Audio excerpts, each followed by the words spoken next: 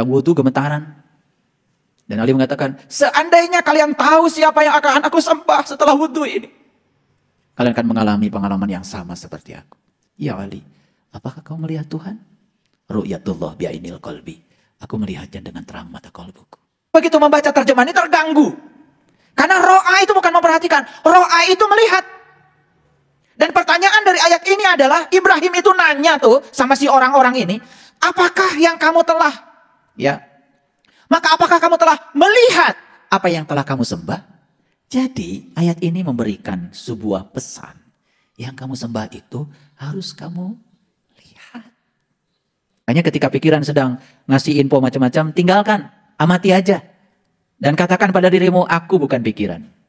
Aku adalah sang kesadaran yang mengamati pikiran. Amati aja, jangan dilawan. Ketika pikiran sedang marah, biarkan energinya semua muncul. Amati saja, amati. Jadilah langit biru, jangan jadi kabut putih, kabut hitam. Kamu akan damai. Gak ada kenikmatan, gak ada kebahagiaan. Stres mulu. Hati-hati kalian marah-marah di rumah. Karena setiap kata yang terlontar dari mulutmu terekam itu. Di dinding, terekam di kayu, terekam di air, terekam di kursi. Nanti kalau ada tamu yang datang, gak betah tuh tinggal di kursimu. Baru sebentar masuk rumah, udah gelisah. Gak betah, karena apa? Semua benda-benda yang di rumah itu sudah menyerap semua energi potensial yang dilontarkan lewat gelombang mekanik dari kata-kata yang kotor. Nah, apa pesan saya? Pesan saya sederhana. Kita selama ini ngaji itu kebanyakan keluar. Bicara iblis di luar. Bicara setan di luar. Bicara malaikat di luar. Betul? Coba begitu kita tarik ke dalam. Oh ternyata Musa saya, Ibrahim bisa jadi saya. Ya, Fir'aun bisa jadi sesekali saya. Iblis bisa jadi saya. Setan sesekali bisa jadi saya. Itulah saya. Ada yang salah? Gak ada. Salah itu ketika kita menilai buruk. Dan penilaian buruk berasal dari pikiran. Biarkan saja semua berevolusi. Oh, kita pun sedang belajar, bukan? Betul gak? Nah, pertanyaan dari saya. Jadi iblis itu enak gak? Ini pertanyaan terakhir tentang iblis. Karena kita mau masuk ayat berikutnya. Jadi iblis itu enak gak? Kok gak enak tapi betah ya? Baik, kita teruskan. Qalu na'budu asnaman wa nadhallu laha akifin. Mereka menjawab, kami menyembah berhala-berhala dan kami senantiasa tekun menyembahnya. Betul? Betul apa tidak? Yang kenceng dong jawabnya. Jadi bukan sekedar menyembah berhala, tapi tekun menyembahnya. Jadi akifin itu orang-orang yang tekun. Tapi tekun menyembah berhala. Bukan tekun bekerja, bukan. Tekun menyembah berhala. Mulai terang benderang nih tentang berhala? Mulai ya. Jadi saya ingin menarik supaya pemahaman kita tidak keliru. Karena selama ini kita menganggap, wah saya itu imannya udah paling murni aja. Tauhidnya paling murni aja. Betul nggak? Di rumah saya nggak ada patung, gambar pun nggak ada. Lucu ya. Saya dapat kabar dari seseorang, baru saja dia menikahkan anaknya. Dan seminggu setelah itu dicetak fotonya, di print. Dan kemudian fotonya ditempel-tempel di dinding dan setelah itu kemudian dicabuti oleh menantunya. Dan dibakar di depan orang tua itu, orang tua istrinya. Semua foto-fotonya. Karena tidak boleh di rumah ada gambar. Luar biasa ya. Luar biasa tololnya. Itu memahami hadis yang keliru. Di rumah mana tidak boleh ada gambar? Di kolbu. Gambar tentang apa? Gambaran-gambaran tentang Tuhan. Karena Tuhan tidak bisa digambarkan.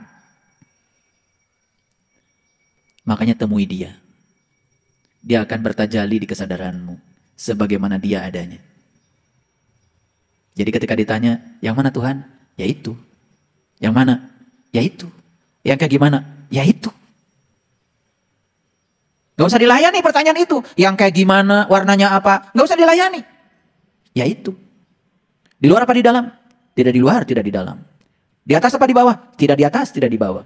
Di kiri apa di kanan? Tidak di kiri, tidak di kanan. Jadi di mana? Ya di situ. Yang mana? Ya itu.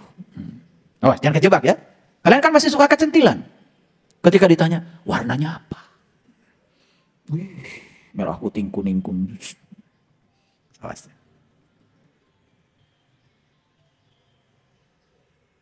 Awas.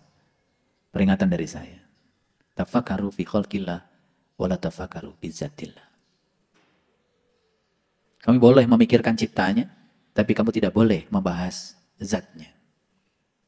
Saksikan dia apa adanya.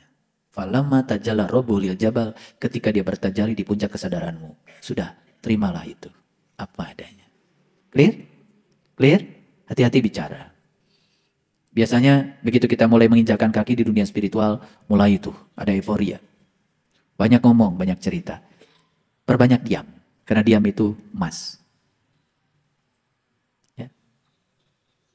Tahu artinya diam itu emas? Biasanya itu terjadi kalau istri minta emas, maka suami diam. Itu diam itu emas. Tekun apa tidak? Dulu kan tekun banget tuh nyembah berhala. Makanya uring-uringan, pusing, terjebak oleh ada dan tiada, terjebak oleh benar salah, terjebak oleh baik buruk. Karena kita masih mengidentifikasi diri sebagai pikiran yang terjebak oleh itu semua, bukan sebagai kesadaran. Makanya tempo hari saya nyanyi lagu Ebit ya, Menjaring Matahari. Oleh karena itu maka kita jangan mengidentifikasi diri kita sebagai pikiran. Ya, karena pikiran itu terjebak oleh dualitas. Gak ada kenikmatan, gak ada kebahagiaan. Stres mulu. Hati-hati kalian marah-marah di rumah. Karena setiap kata yang terlontar dari mulutmu terekam itu. Di dinding, terekam di kayu, terekam di air, terekam di kursi. Nanti kalau ada tamu yang datang, gak betah tuh tinggal di kursimu. Baru sebentar masuk rumah, udah gelisah. Nggak betah, karena apa? Semua benda-benda yang di rumah itu sudah menyerap semua energi potensial yang dilontarkan lewat gelombang mekanik dari kata-kata yang kotor. Ya, jangan heran kalau anak tidak betah di rumah ketika orang tua marah-marah. Hati-hati. Semua yang kita lontarkan keluar tersimpan. Udara, molekul yang ada di sini akan merekam semua. Dan pada gilirannya itu akan dikembalikan kepada kita.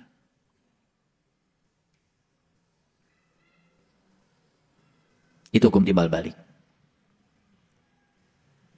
Mendung, benarkah pertanda akan segera turun hujan deras, agar semua basah yang ada di muka bumi, siramilah juga jiwa kami ini yang tengah dirundung kegalauan. Galau terus tuh kalau orang yang masih dikendalikan oleh pikiran. Saya mau nanya nih, ini pertanyaan buat kalian bukan buat iblis. Yang tadi udah selesai episode iblis. Pernah galau nggak? Pernah apa sedang? Sering ya? Tahu nggak kenapa galau? Galau itu ternyata akibat kita mengidentifikasi diri sebagai pikiran. Maka mati aja. Dan katakan pada dirimu, aku bukan pikiran. Aku adalah sang kesadaran yang mengamati pikiran. Amati aja, jangan dilawan. Ketika pikiran sedang marah, biarkan energinya semua muncul. Amati saja, amati. Jadilah langit biru, jangan jadi kabut putih, kabut hitam. Kamu akan damai. Sesederhana itu? Yes, kalau sudah tahu ilmu. Sesederhana itu. Makanya beruntung kalian hari ini bisa ngaji hari ini. Aku bukan itu. Bukan, itu bukan aku. Itu diri palsuku. Oke, it's okay. Aku jadi pengamat saja bagi semuanya. Amati aja. Nanti lama-kelamaan seperti nonton film. Semua energi yang menumpang di kemarahan, di kebencian akan sirna dengan sendirinya. Alam bawah sadar kita mulai terang benderang. Dan ketika alam bawah sadar mulai terang benderang, apa yang terjadi? Hidup menjadi enteng. Karena alam bawah sadar adalah long term memory yang menyimpan semua data, ya, data masa lalu kita.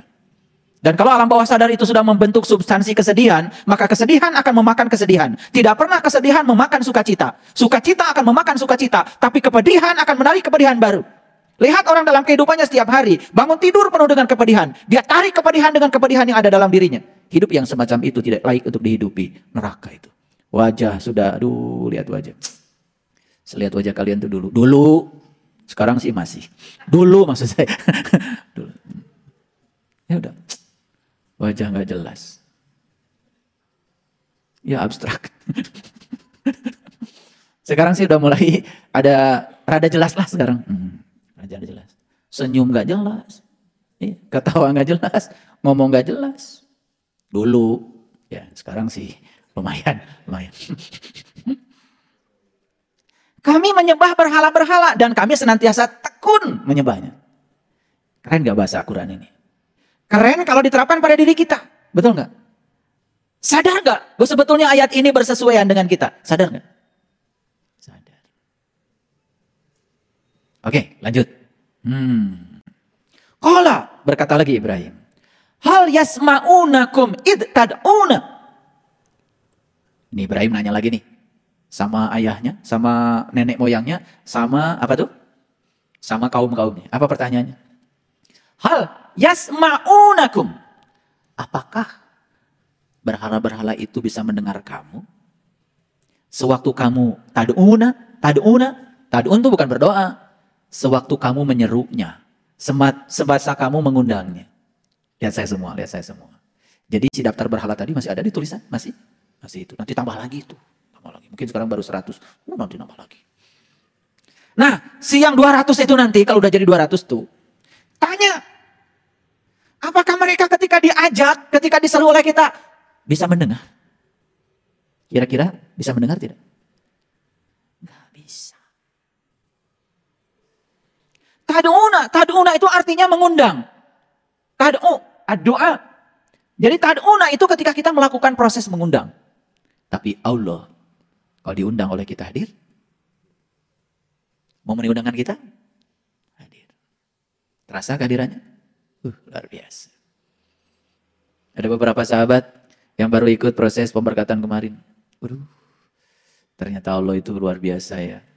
Selalu hadir. Memenuhi segalanya. Terasa dia itu kehadirannya. Dia bicara kepada kita. Memenuhi segala kebutuhan kita. Yang dipenuhi kebutuhan lo, bukan keinginanmu. Karena keinginanmu kan belum tentu kebutuhanmu. Dan kalau semua keinginan manusia diikuti kan bahaya.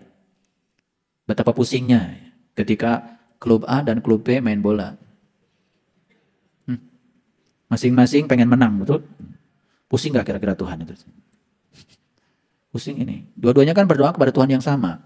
Betul gak? Klub A pendukungnya pengen menang, klub B juga pengen menang. Pusing Tuhan. Makanya Tuhan tidak pernah memenuhi keinginan. Tuhan hanya memenuhi kebutuhan. Kebutuhan klub ini, pendukungnya sekarang harus kalah. Biar pendukungnya belajar menerima kekalahan. Supaya tambah dewasa. Tapi apa yang terjadi? Begitu kalah kan biasanya stadion langsung hancur. Makanya gak usah ada olahraga. Kalau pengen menang terus. Gak usah ikut permainan kalau ingin menang terus. Kenapa manusia tidak siap kalah? Karena dia melekat pada kemenangan. Ya. Iya, timnas kita kalah. Langsung semuanya. Gak akan nonton lagi. Atau tidak usah ikut permainan kalau ingin menang terus. Karena ikut main itu risikonya cuma 2. Gak menang, ya kalah. Ada kata-kata bagus tuh kemarin Kang Danis. Anak buahnya lapor. Pak, bisnis kita bulan ini rugi. Telur 32.000 1 kilo. Sementara kita dapat uang dari pemerintah 26.000. Apa jawaban Kang Danis sama karyawannya? Kalau pengen untung terus, ya udah, nggak usah dagang. Paten tuh jawaban. Kalau pengen untung terus, nggak usah dagang. Nah kita ini pengen dagang, tapi pengen untung terus, nggak siap rugi. Dagang itu risikonya 2, 50-50, nggak untung, ya rugi. Kalau nggak mau dua-duanya, nggak mau rugi, pengen untung terus, jangan dagang. Tidur aja. Insya Allah nggak akan rugi. Ya, jadi suka melawan hukum alam, aneh. Kita lanjutkan. Jadi tadi pertanyaan kan dari Ibrahim pada siapa? Pada mereka-mereka yang menuhankan berhala tadi. Apakah berhala-berhala kamu itu bisa mendengar? Jawabannya apa? Ya jelas tidak dong. Tapi kok selalu didengarkan? Padahal tidak bisa bicara. Ayat berikutnya, au yanfa'unakum au yadurrunakum. Apakah mereka bisa memberi manfaat kepada kamu? Apakah mereka bisa memberi mudarat kepada kamu? Jawabannya, pasti tidak. Itu yang 200 daftar berhala itu pasti akan dapat jawabannya. Qalu, mereka menjawab, bal wajadna aba'ana kadzalika yaf'alun. Sebenarnya kami hanya mendapati, hanya melihat leluhur-leluhur kami dulu ya begini. Betul Jadi kan sebetulnya kita ini selama ini menjalani hidup itu produk dari apa yang diajarkan lingkungan kepada kita. Produk dari apa yang diajarkan mereka yang telah duluan datang ke sini. Betul? Betul. Kalau di sebuah keluarga ada tradisi seperti ini, semua keturunannya ngikut. Kalau di masyarakat ada tradisi begitu, semua ngikut.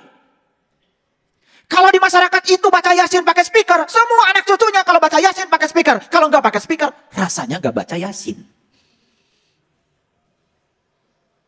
Karena mereka itu melihat contohnya, mereka yang datang. Padahal Yasin itu buat diri sendiri, buat yang baca, buat yang dengar. Bahkan sekarang Yasin buat orang mati. Begitu sakit di rumah sakit, sekarat, Yasin aja pasti. Jadi Yasin itu kok buat yang sekarat, padahal Yasin itu buat yang hidup supaya saat sekarat itu bisa pulang. Nah karena contohnya seperti itu, terus saja contoh itu menular. Makanya jawabannya tepat kan? Apa yang dikatakan mereka? Wajadna aba'ana kadzalika yaf'alun. Kami ini hanya ngikutin saja apa yang bapak kami, leluhur kami, generasi sebelum kami melakukan itu. Ngikut saja. Betul apa tidak? Coba Bapak Ibu. Jadi orang sabar aja. Begitu dimarahin, ngalah. Dimarahin lagi, ngalah. Akan datang gak tuh? Akan datang gak orang? Kok kamu ini sabar banget sih? Saya jadi gregetan deh sama kamu. Apa perlu saya serang ke sana sekarang juga? Menawarkan diri tuh, si belis. Gitu? Karena pada umumnya, kalau ada orang yang marah, ya marahin lagi. Ketika kita tidak marah, orang marah, kan dianggap tidak mengikuti leluhur. Betul gak? Betul gak? Nah, udah ngaji kesadaran dengan saya seperti ini, ya harusnya sadar. Ketika orang marah, sebetulnya dia sedang marah pada dirinya sendiri. Saya tidak akan terluka kalau saya tidak mengizinkannya. Maka saya damai-damain saja. Orang mau suaranya keras, orang mau suaranya kasar, itu urusan dia dengan dirinya sendiri. Aku sih aku saja, tidak terpengaruh oleh apa kata orang tentang diriku. Kalau kita terus terpengaruh oleh orang, terus kapan kita mau bahagia? Mau lari ke hutan emangnya kita? Paham? Paham apa tidak? Lanjutkan gak ngajinya? Ini kalau lanjut tambah berat. Karena ayat ini sering kalian baca. Lagi bulan Ramadan. Pasti dibaca. Cuman kelewat. Ya karena yang dikejar kalian kan one day one judge. Supaya target ntar Idul Fitri bisa pameran. Pada saat halal bil halal bisa cerita. Bahwa saya kemarin bulan Ramadan 3 kali loh tamat baca Quran. Saking tamatnya itu baca Quran, sampai nggak tahu yang dibaca apa, pesannya apa, sampai nggak tahu apa-apa. Keren kan? Pakai dalil sedikit, berkelihatan bijaksana. Karena menurut para bijak, sebetulnya belajar yang paling bagus itu, hasil akhirnya tidak tahu apa-apa. Wih, keren. Bijak lah itu. Luar biasa. Bijak banget itu. Karena menurut Aristoteles, pakai Aristoteles lagi. Itu memang Aristoteles yang bilang begitu, ya. Jadi puncaknya ilmu itu nggak tahu apa-apa. Benar itu, sampai nggak tahu apa-apa. Ditanya Al-Baqarah nggak bisa jawab, Ali Imran nggak bisa jawab. Ditanya yang pendek saja surat Al-Ikhlas nggak bisa jawab. Karena puncaknya ilmu nggak tahu apa. Keren banget. Udah dibungkus lah pakai kain kehormatan itu, udah bijaksana banget. Baik kita lihat. Ini semoga bisa sampai ke inti-intinya. Baik kita lihat. Qala apa ro'aitum ma kuntum ta'budun? Ibrahim lagi nih yang ngomong. Apa ro'aitum? Maka apakah kamu telah memperhatikan? Nah ini yang saya nggak setuju. Ro'a itu bukan memperhatikan. Ro'a itu melihat. Apa ro'aitum ma kuntum ta'budun? Apakah kamu telah melihat yang kamu sembah itu? Ini diplesetkan aja sedikit. Memperhatikan. Kacau. Tetapi kan kalian adem aja baca terjemahan ini. Betul? Coba kalian baca terjemahin, adem aja. Gak ada yang mengganggu di sini. Kayaknya saya yang aneh. Karena saya begitu membaca terjemahan ini terganggu. Karena ro'a itu bukan memperhatikan. Ro'a itu melihat. Dan pertanyaan dari ayat ini adalah, Ibrahim itu nanya tuh sama si orang-orang ini.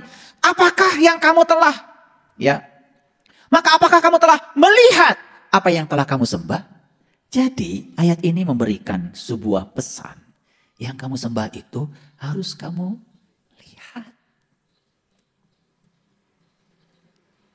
Jadi kalau begitu selama ini kalian ini menyembah yang terlihat atau yang tidak terlihat? Jujur. Jujur. Menyembah yang terlihat atau yang tidak terlihat? Dulu sih menyembah yang tidak terlihat. Sekarang betapa nikmatnya ketika kita bisa menyembah yang terlihat. Keren banget itu. Makanya ayat ini kalau nggak saya luruskan, itu terjemahannya jadi kacau. Ro'a itu artinya melihat. Ru'yat itu artinya melihat. Oh, bulan belum terlihat. Karena di ru'yat nggak terlihat. Dihisab aja, dihitung pakai hitungan bulan. Gitu. Ru'yat itu melihat.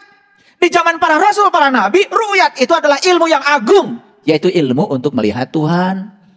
Jadi ru'yat itu terbuka mata kalbu sampai kita menyaksikan siapa Tuhan yang kita sembah. Itu ru'yat. Ya, luar biasa ya. Ini nih coba perhatikan. Harusnya ayat ini tuh membuat kita tersentuh kan harusnya. Apakah kamu telah melihat yang kamu sembah itu? Kok kamu belum pernah lihat?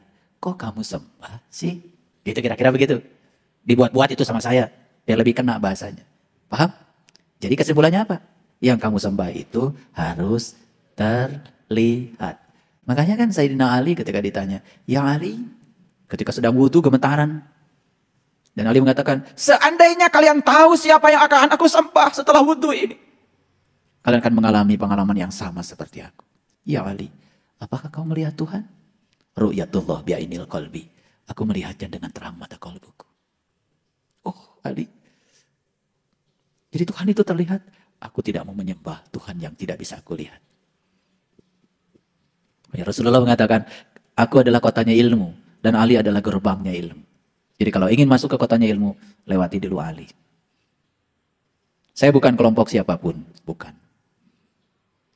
Tetapi saya hanya mencoba untuk belajar, meniti ke dalam diri. Tidak usah berkelompok-kelompok dalam belajar untuk meniti ke dalam diri. Tidak perlu. Antum wa aba'ukum, ya, al-aqdamun. Kamu dan nenek kamu dahulu. Fa innahum adun. Yang kamu sembah selama ini itu, yang disembah oleh antum dan semua pengikut-pengikut antum itu dapat dilihat kan itu pertanyaannya. Nah, ayat ini mengatakan, sesungguhnya apa yang kamu sembah itu adalah musuhku. Itu kata-kata Ibrahim. Jadi uduwun itu musuh. Fa innahum uduwun li. Sesungguhnya yang kamu sembah itu adalah musuhku. Illa Rabbal Alamin, kecuali sang keberadaan, sang kehadiran Tuhan semesta alam. Nah ini sudah mulai berbicara tentang keberadaan nih. Jadi Ibrahim sudah berkesadaran. Yang dibicarakan bukan Tuhan pencipta, tapi Rabbal Alamin, sang keberadaan, sang kehadiran. Hadir beliau bersama kita saat ini? Hadir? Ya, hadir. Terasa ya, hangat sebagai nafas kita. Alladzi khalaqani fahuwa yahdin, yang telah menciptakan aku dan dia pun yang telah menunjuki aku. Jadi Tuhan itu yang telah menciptakannya juga telah menunjukkan jalan untuk menuju kepadanya. Walladzi huwa yut'imuni, ya, wa yasqin, dan Tuhanku dialah yang beri makan dan minum kepadaku. Jadi siapa yang ngasih makan dan minum? Wah. Sudah tahu cara Tuhan ngasih makan dan minum? Sudah tahu? Belum tahu? Nih cara Tuhan ngasih makan dan minum gini. Saya kasih contoh. Siapa yang ngasih minum sama saya? Siapa yang ngasih minum sama saya? Siapa yang minum tadi? Bingung kalian? Yang minum dia, yang ngasih minum dia. Emang tangan saya bisa ngangkat gelas tanpa kehadirannya? Memang tangan saya bisa mengangkat makanan tanpa kehadirannya? Memang tangan saya bisa diginikan tanpa kehadirannya? Inilah pertemuan antara kudrat dan irodatnya dengan kudrat dan irodat yang dititipkan kepada saya. Karena bagian dari dirinya sudah ditiupkan menjadi rohku yang ada dalam diri saya. Beliau maha kuasa, kuasanya sudah diberikan pada kita. Saat kita ingin menunjukkan kuasa, kuasanya beliau bekerja. Saat kita punya kehendak, kehendaknya beliau bekerja. Begitu saya pengen minum, langsung beliau itu mengabulkan. Lihat, saya pengen minum. Dikabulkan? Begitu saya pengen, dikabulkan. Apa yang tidak dikabulkan oleh dia? Sedekat itu kalau kita mau jujur. Sedekat itu. Tangan kita tidak pernah bisa berbuat apa-apa tanpa kehadirannya. Kenapa kalian itu selama ini mengalami ilusi keterpisahan? Kenapa menyatakan Tuhan itu jauh. Sedekat itu dia bersama kita. Bahkan saat minum pun kalian tidak sadari. Siapa yang ngasih minum itu? Aku, kata Tuhan. Siapa yang ngasih makan pada kamu? Aku. Coba belajar nanti kalau minum, makan itu sadari. Yang ngasih minum adalah aku. Yang ngasih makan adalah aku. Ya, yuk sadari. Yuk sadari. Saya mengajak kalian untuk merasakan kehadirannya setiap saat. Saya merasakan kehadirannya sekarang di dalam diri saya. Sebagai medan energi yang bergerakkan saya. Saya tidak bisa bicara seperti ini. Tidak bisa duduk seperti ini. Tidak bisa melihat kalian seperti ini. Tanpa kehadirannya. Alhamdulillahi Rabbil Alamin. Wa iza maradtu fahuwa yasfin. Dan apabila aku sakit, dia yang menyembuhkan aku. Lihat kata-katanya. Ketika aku sakit. Sakit itu dari mana? Dari aku. Bukan dari Allah. Allah tidak pernah menciptakan sakit. Tidak pernah menciptakan penyakit. Ketika aku sakit. Sakit itu urusanmu. Dengan dirimu sendiri. Profesor Kazuo Murakami menyatakan. Sakit itu kontribusi jiwa yang kotor 50%. Sakit itu kontribusi pikiran yang keliru 25%. Sakit itu dari hubungan sosial yang terganggu 15%. Jadi kalau jiwanya kotor. Pikiran pasti kotor. Hubungan sosial terganggu. Sudah pasti rubuh tubuhnya. 50%. Tambah 25%, tambah 15%, sudah 90%. Gaya hidup, makan sembarangan itu cuma berkontribusi pada kesehatan, itu 10%. Apa yang selama ini dilakukan? Ketika kita sakit, tubuh kita rubuh. Kita makan, minum obat. Kita pergi ke dokter. Kita pergi ke rumah sakit. Boleh? Boleh.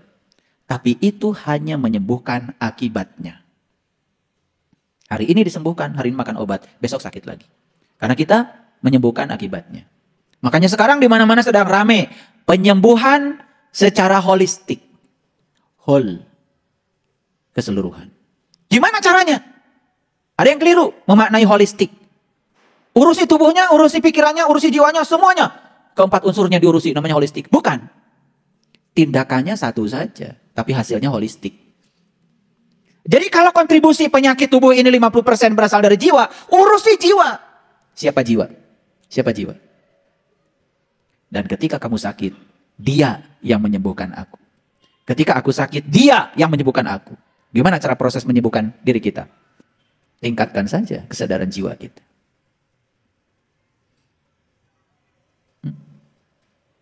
Siapa jiwa itu? Jiwa itu Nur Insan.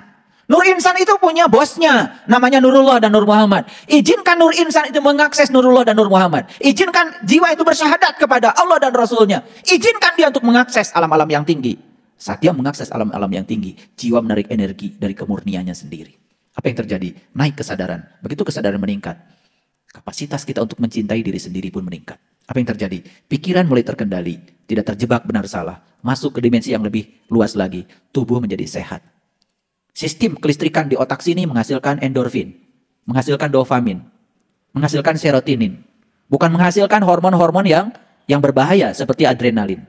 Lihat orang-orang yang dalam kehidupannya cemas, takut, sistem kelistrikan di pineal gland-nya terus memproduksi hormon-hormon yang sangat menakutkan. Namanya hormon adrenalin.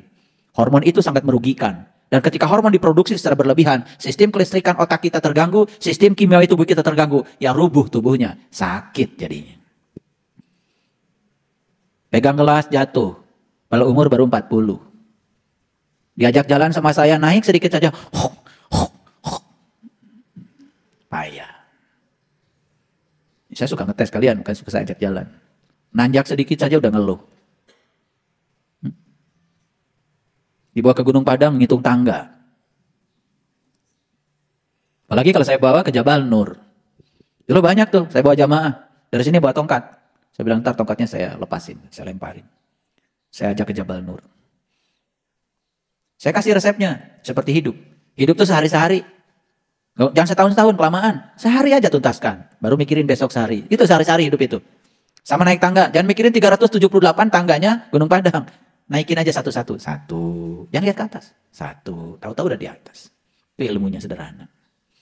Ya, jangan mikirin Quran 30 juz, sejuz aja.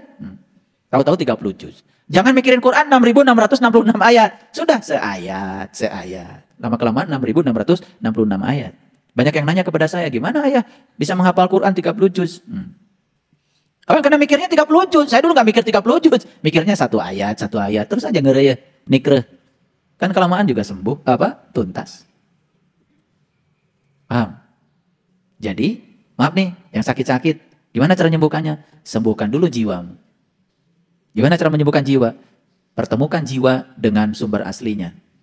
Pertemukan jiwa dengan Allah dan Rasulnya. Biarkan dia menyerap energi dari alam yang tinggi. Bisa, bisa. Karena Allah bilang dalam Al-Quran, segala kebutuhan tentang dirimu sudah aku sediakan di dalam dirimu sendiri. Masa kata-kata Allah itu gak dibuktikan? Allah tuh gak mungkin bicaranya sembarangan.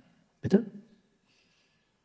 Wa iza maritu fahuwa yasfin. Dan apabila aku sakit, dia yang menyembuhkan. Jadi ketika aku sakit, apa yang terjadi selama ini? Ayo. Kalau sakit gimana? Ya Allah. Kia-kia ding. Sembuhkan ya Allah. Sembuhkan. Kira-kira apa jawaban Allah? Apa yang gue pikirin? Jadi Allah itu sudah bersamamu, di dalammu, bersamamu. Kok nggak dirasakan kata Allah kehadiranku bersamamu? Aku manunggal, aku menyatu, tidak pernah terpisah dari dirimu. Sadari saja. Sadari saja kehadirannya. Makanya kalau tubuh ini sedang sakit, pertama pahami bahwa organ tubuh kita sedang memberikan sinyal kepada kita. Tubuh sedang bicara. Dengar. Karena tubuh itu bicaranya dengan sakit. Ketika oh lambung saya sedang bicara. Dengerin aja. Sensasinya dirasakan. Dirasakan aja. Tapi sambil dirasakan itu, bilang sama lambung, yes, saya mengerti kata-katamu.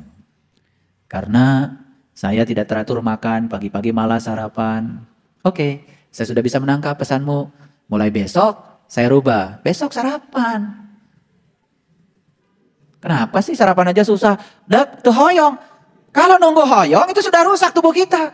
Ini saya kasih tahu. Kalian baru makan ketika lapar, udah rusak tuh tubuh. Ibarat gedung itu alarmnya sudah bunyi. Kalau gedung alarmnya sudah bunyi, sudah kebakaran belum? Sudah terjadi kebakaran. Karena yang membuat alarm itu bunyi kan sebetulnya suhu tinggi. Ditangkap oleh sensor, jadi kontak. Kontak, jadinya bunyi. Ngerti ya tuh seetik. Jadi kalau gedung itu sudah bunyi, alarmnya itu sudah kebakaran. Jadi kalau haus itu sudah dirasakan, itu sudah rusak tubuh kita. Kalau lapar itu sudah rusak. Jadi tubuh itu hanya ingin dipahami. Tolong dong, jangan nunggu lapar.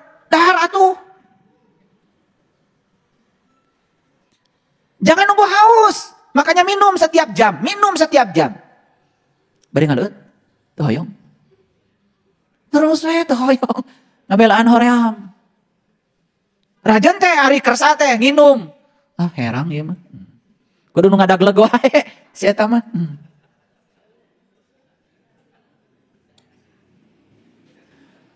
Rajan teh daek inum kudu nu giung wae. Mun teu giung pahit, kudu nu ngagiblag wae.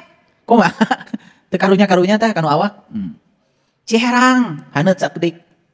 Jangan berlebihan juga. Ada juga yang abdi mah resep cipanas, hati-hati. Mun panas teuing itu usus jadi terluka. Nyakola saeutik. Tubuh kita itu paling tinggi suhunya 36 derajat. Makanya minum yang paling bagus itu cai haneut, lain cai panas. Yung regot. Ya rusak. Karena usus dan lambung kita begitu dapat air panas terluka. Minum wae can lulus. Tong tiis teuing, tong panas teuing, haneut kuku disebutna teh sekitar suhu 3 sampai 36 derajat. Itu mun panaskeun tong diuyup.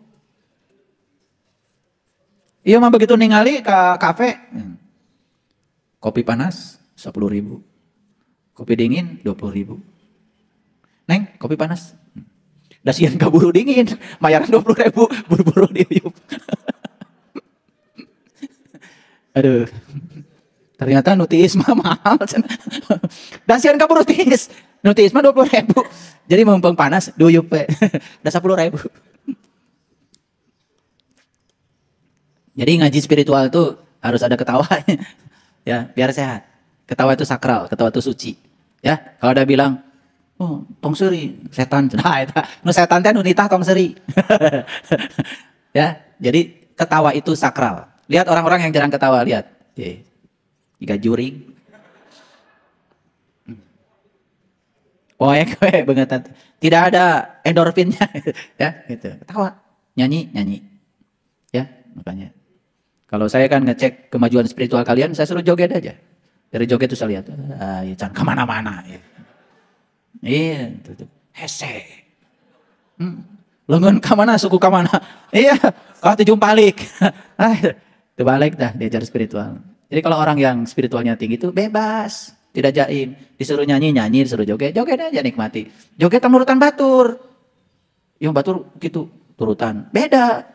Kayak ngawak sorangan we kumaha gitu ya. Gitu ya, Ayah Asep. Ayah Asep mah pinter ya tuh. Silat bisa, karate bisa. Jurusnya kayak Cililin, bukan Cimande. Iya. Makanya kemana-mana teh toleh nyoren bedog we. Jeung pacul. Da silatna make bedog. Ya, hasilnya luar biasa ya. Baik, perhatikan saya. Jadi, kenapa kok tubuh fisik saya sakit, geringan wae, seetik salesma, seetik-setik panas tiris. Penyakit ada dua. Ada penyakit karena kesalahan berpikir, ada penyakit karena karma. Nih saya kasih tahu. Kalau kita sudah berusaha, semua kesalahan berpikir sudah dirubah, gering keneh wae, itu karma. Tarima we lah, tamu. Tarima we, tamu. Tapi kalau kita tahu ya teh lambung teh naon teh, perih teh, seseitan teh. Stres, gitu kan? Nah, udah tahu penyebab stresnya karena kita terlalu banyak pikiran. Robah we pikiran, cager, insya Allah. Jadi kalau udah belajar dengan saya, nanti akan ada razia.